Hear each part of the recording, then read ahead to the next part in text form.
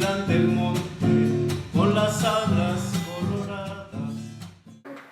Buenas tardes, en este día 2 de octubre del año 2020. Vamos a seguir con esta serie de entrevistas a los integrantes del primero Solidaridad y después Grupo Son Solidaridad. Y hoy nos acompaña Ricardo García Cabañas. Ricardo, ¿qué tal? Buenas tardes por estar aquí. Ricardo, como te ha platicado este Mere, venimos entrevistándolos para saber qué cosa es el Son Solidaridad, qué fue y qué pudiera ser en los próximos años en relación con Ciudad Nezahualcóyotl.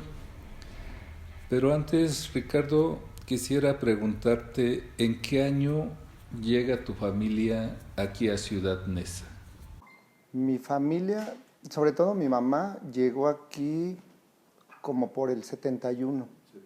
Ajá, que es cuando pues yo nací en el 71 y mi mamá se tuvo que venir a la ciudad, digámoslo, para trabajar y poder pues darnos como una mejor vida, ¿no?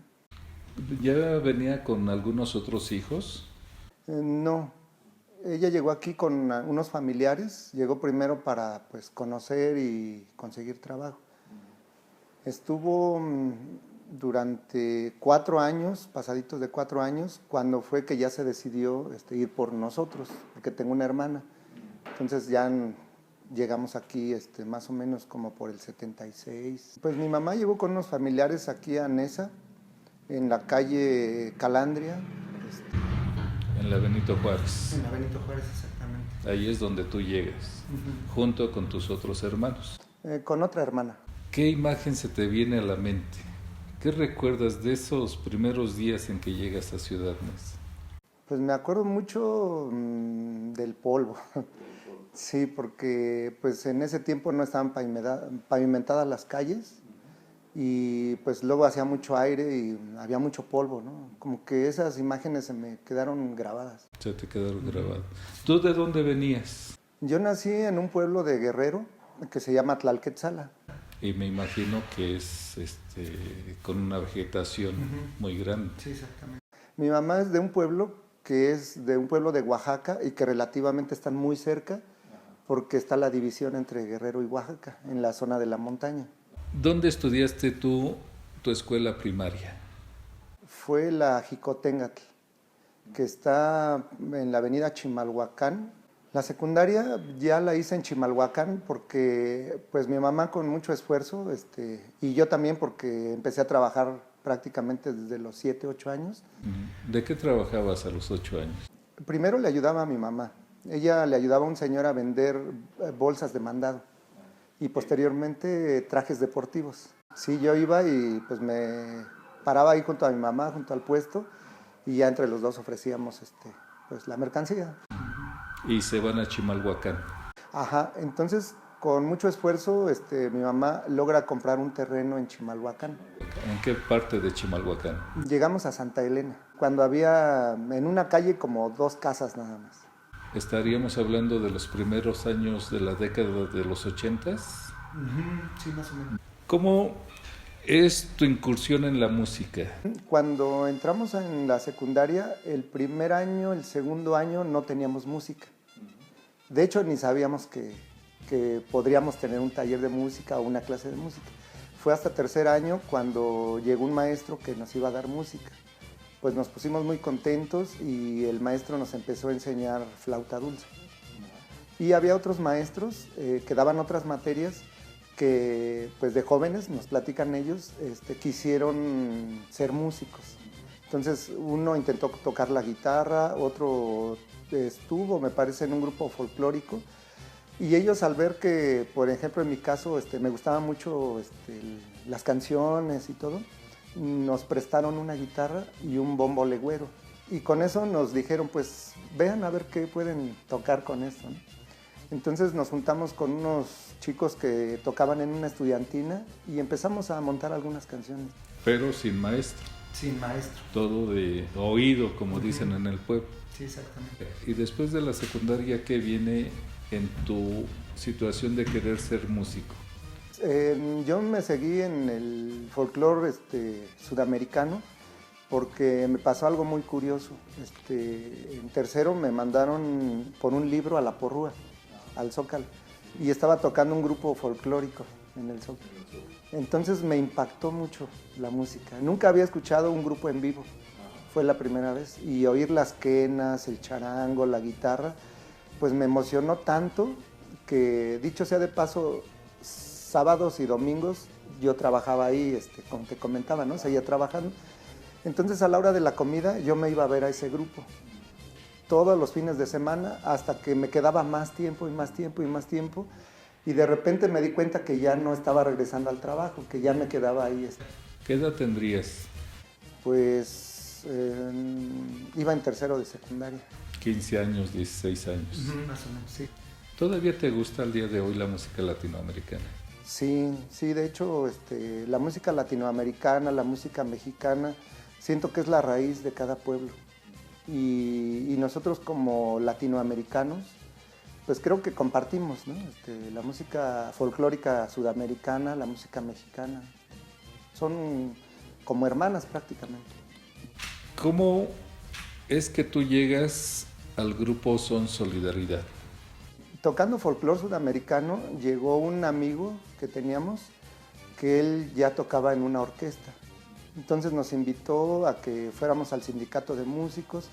Yo empecé a estudiar un poquito de solfeo, pues, y a la par este compañero nos dijo que había un grupo que se estaba formando, que no tenían percusionistas, y que sería bueno que nosotros incursionáramos ahí para que aprendiéramos otro estilo de música.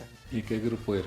Era el Son Solidaridad. ¿Qué es lo que encuentras allí llegando al grupo Son Solidaridad?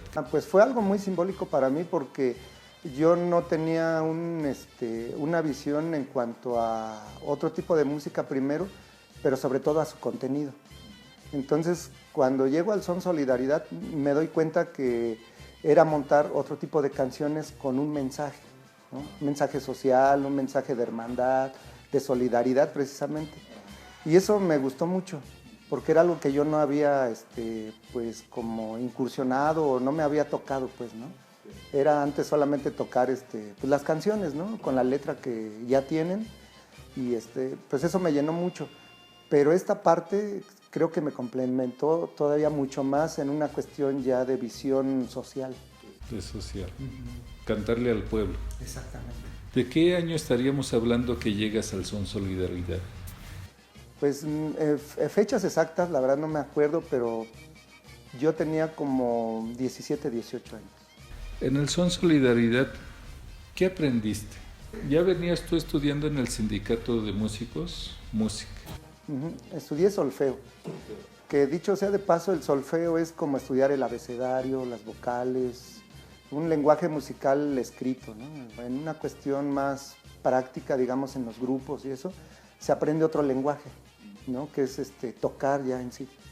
Entonces, con el Son Solidaridad, de entrada aprendí a tocar percusiones. Empecé tocando el timbal, me parece. Luego toqué bongos, congas. Y después, por una necesidad del grupo, porque no teníamos metales, no me acuerdo si fue por dedazo o fue, pero me tocó a mí aprender la trompeta. ¿Tu academia dónde fue? Yo estudié en la Escuela Superior de Música. Precisamente cuando yo llego a Son Solidaridad, estaba en proceso el presentar mi examen para la superior de música. Entonces le pedí a algunos compañeros, a Mere, que me enseñara algo del solfeo para yo poder presentar el examen. Entonces, pues hice el examen, me quedé y entré a estudiar trompeta clásica. ¿Qué experiencias nos puedes platicar de ese tiempo en que estabas en la Escuela Superior de Música y hacías actividad con el Son Solidaridad? Algo muy importante que me dejó la Superior de Música es que yo no veía la música como una disciplina, era más como por un gusto personal. Entonces ahí aprendí que para ser músico o hacer música se necesita mucho una disciplina, o sea, estudiar ciertas horas al día la trompeta, el solfeo, la armonía, Entonces esa parte académica creo que me formó bastante, ¿no? Como músico y me dio otra visión, ¿no? Ya tenía la visión, digamos, del gusto personal del alma con el folclore, la visión social de solidaridad con el son solidaridad, pero me faltaba esa parte académica. De aquella época del año 90, que estás allí en la Escuela Superior de Música, que entras al Son Solidaridad a participar en todas estas actuaciones que ellos hacían en huelgas, en mítines, todo esto. ¿Qué canción recuerdas tú de aquellos años? Y hay una canción que me gustó bastante, porque aparte yo no conocía al autor, que se llama Preludio a Playa Girón, de Silvio Rodríguez. Esa me gustaba mucho y a raíz de eso yo empecé a buscar más canciones de Silvio Rodríguez. Ajá, Playa Girón, El Unicornio Azul, todas las canciones. Y para mí era así como sorprendente que en el Son Solidaridad pudiéramos tocar una canción de Silvio Rodríguez. Tus años fueron muy breves en el Son Solidaridad. Tú seguías estudiando. ¿Por qué tienes que dejar al Son Solidaridad? Fue prácticamente por una necesidad económica. Con el Son Solidaridad, pues básicamente hacíamos eso, ser solidarios con otros grupos, con compañeros que estaban en huelga. Entonces prácticamente pues no podíamos pedirles como un pago, ¿no? Era básicamente solidaridad. Entonces eso hacía que en mi caso, pues, como era joven y estaba estudiando, pues tenía conflictos económicos. Y pues en la escuela me pedían material, me pedían cosas y yo tuve que inclinarme pues por la cuestión un poco más económica, ¿no? Y empecé a tocar en grupos tropicales. Fuiste a la Escuela de Música Mexicana con el maestro Daniel García Blanco. ¿Qué experiencia nos puedes platicar de ese paso por esa escuela? Esa etapa también fue muy importante para mí porque cuando yo estuve en la superior, me clavé mucho en la música clásica y pensé que eso era como lo máximo, ¿no? Pues de hecho es una música que tiene gran trascendencia, pero es una música europea de Occidente, ¿no? Entonces yo no había volteado hacia la música mexicana y no me había dado cuenta de la grandeza y de la importancia que tiene nuestra música. Fue hasta una gira que me invitaron a Francia y que yo me tuve que aprender unos sones. ¿Quién te invitó a esta gira a Francia? Unos compañeros que tocaban música mexicana que tenían un grupo que se llamaba Siembra. Fuimos a un festival de folclore mundial donde se presentaban grupos de varios países, de Latinoamérica, de Europa y de Asia también. ¿Y qué hiciste? Pues yo la verdad iba muy temeroso, muy espantado porque desconocía, como lo dije anteriormente, la grandeza de la música mexicana y me sentía como muy pequeño frente a los demás grupos, ¿no? Y una anécdota que tuve es que antes de nosotros tocó el país de Rusia y excelentes músicos, ¿eh? Músicos de primer nivel, tanto cantantes como músicos, instrumentistas. Y yo dije, ¿yo qué hago aquí, no? Pero cuando terminaron ellos y subimos nosotros a tocar, los rusos se quedaron con la boca abierta y se bajaron del escenario y estaban viéndonos de abajo hacia arriba y se sorprendían, ¿no? De cómo tocábamos son huasteco, de cómo tocábamos jaranas, de cómo tocábamos música de Jalisco, danza azteca. ¿Cuántos músicos eran? Éramos 6 músicos. 6 músicos. Incluso yo ahí, yo aprendí a tocar la jarana, la vihuela, la guitarra, porque tampoco tocaba mucho la guitarra. Entonces, y como entre los 6 músicos hacíamos todos los géneros, los rusos pensaban que nosotros éramos como 20 músicos, que entraba un grupo, salían y entraba otro grupo, ¿no? Pero éramos los 6 haciendo todo eso. Y se sorprendieron muchísimo. ¿Qué otros países recorrieron en esta gira? Eso fue en una gira. Posteriormente fuimos a otra gira que fue a Bélgica y en otro año después fuimos a España. Las dos primeras giras que fue a Francia y a Bélgica fue con el grupo Siembra. Y la tercera ya fue con el grupo La Milpa. En este salto que tú das de estar en la Escuela Superior de Música, estar con el Son Solidaridad, de repente viajas a otros países y ves la música de otros grupos. ¿Qué sentías en esos momentos?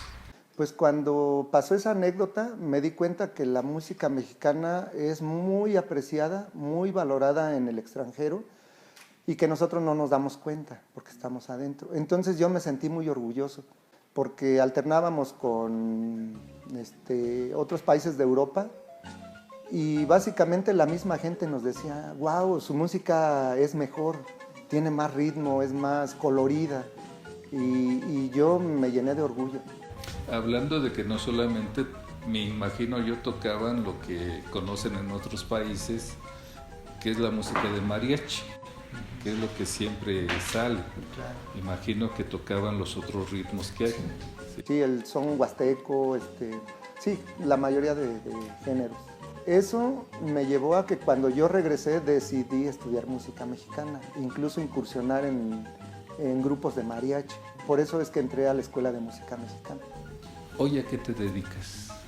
¿Hoy qué haces? Pues esto no lo planeé, ahora sí que el destino me llevó, pero ahorita yo soy docente, doy clases de música, he dado clases en muchas escuelas, de Chimalhuacán y en la Universidad de Chapingo.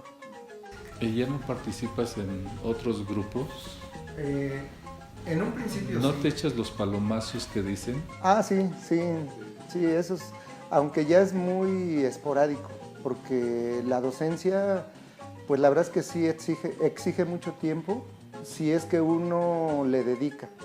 Porque, bueno, está mal que lo diga, pero a lo mejor hay maestros que no se preocupan tanto por su clase o lo que puedan enseñarle, pero la magia de la música es que a lo mejor somos muy comprometidos y queremos que los niños, los jóvenes, se lleven un verdadero conocimiento de la música.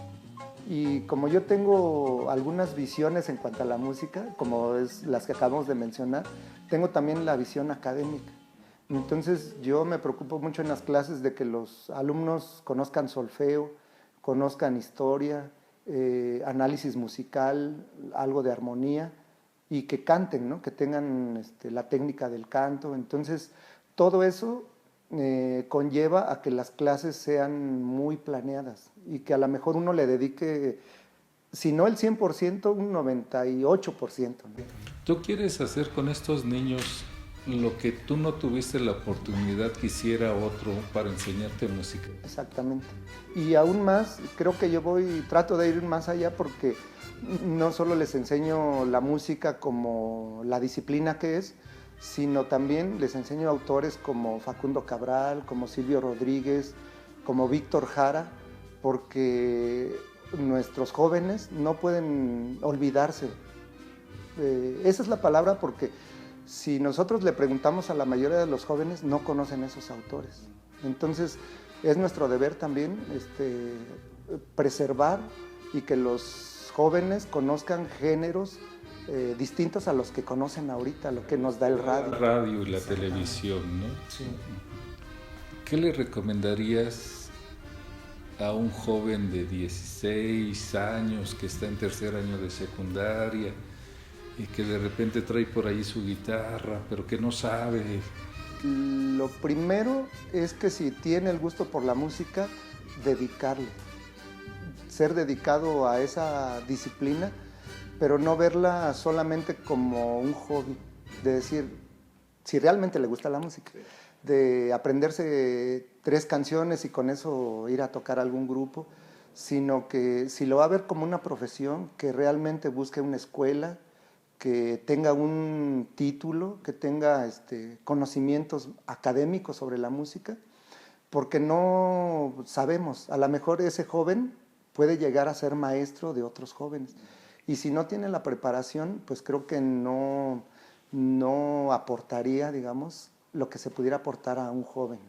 Ricardo, vamos a decir que tengo una varita mágica y que te voy a cumplir 3 deseos, ¿no?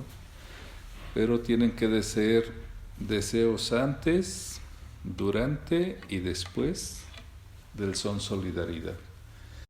Parece algo chistoso, pero no tengo deseos, porque sí los cumplí. Sin querer los cumplí, porque el folclore a mí me dio una emoción enorme, me dio el gusto por tocar, ¿no? O sea, y conocí muchos estados de la República con ese grupo. Entonces, ese deseo que pude haber tenido, a lo mejor, si no me hubiera dedicado a la música, lo cumplí.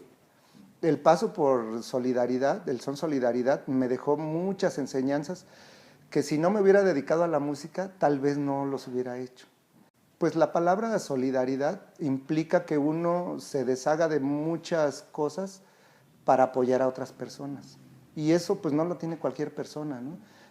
La mayoría de las personas actualmente pues ya son muy individualistas, ven primero por lo que les pueda pasar, por sus necesidades, y casi muy pocas veces piensan en lo que necesitan las demás personas, ¿no? Entonces yo creo que tuve esa parte de ser solidario, ¿no? De aprender eso pues digamos a temprana edad, ¿no? Porque todavía era muy joven. Mi paso por la Superior de Música pues también me dio esa cuestión académica, que igual si yo no me hubiera dedicado a la música y hubiera escogido otra cosa, añoraría como otros maestros el haber estudiado música. Sin embargo, lo cumplí. Y ahora con esas actividades que yo no me proponía, que me da la posibilidad de compartir lo que yo sé, lo que he aprendido durante todos estos años, brindárselo a los jóvenes. Es mi tercer deseo que está cumplido, ¿no? Uh-huh. Ricardo, ¿con qué canción, melodía quisieras que despidiéramos esta entrevista? Hay una canción que desde que la oí me marcó mucho y me gusta cantarla y creo la voy a seguir cantando, que se llama Plegaria a un labrador, de Víctor Jara. Levántate y mira la montaña, de donde viene el viento, el sol y el agua, tú que sembraste. ¿Algo que tú quisieras agregar a esta entrevista? Pues creo que soy muy afortunado por haber pasado por este fabuloso proyecto que es el Son Solidaridad, porque en ese momento no dimensionábamos lo que estábamos haciendo. Sin embargo, lo hice y creo que el ser solidario es la base de muchas cosas.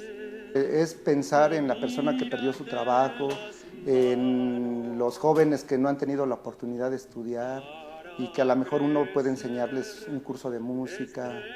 Algo que ha marcado en mi vida es eso, el haber aprendido a ser solidario. Ricardo, pues muchas gracias por haber estado aquí con nosotros en esta serie de entrevistas. Al contrario, muchas gracias. Hoy es el tiempo que puede ser mañana. Líbranos de aquel que nos domina en la miseria. Tráenos tu reino de justicia e igualdad. Sopla como el viento la flor de la quebrada, limpia como el fuego el cañón de mi fusil.